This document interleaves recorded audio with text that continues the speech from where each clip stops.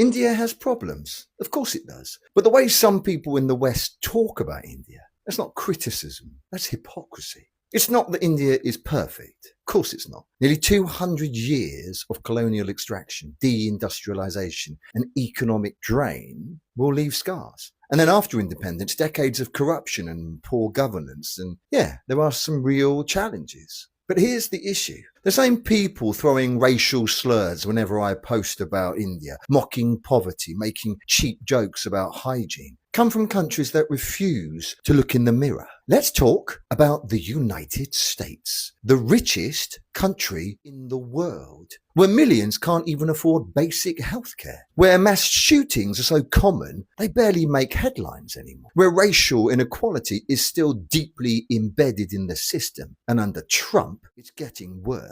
And yet this is a country lecturing others on how to live, please.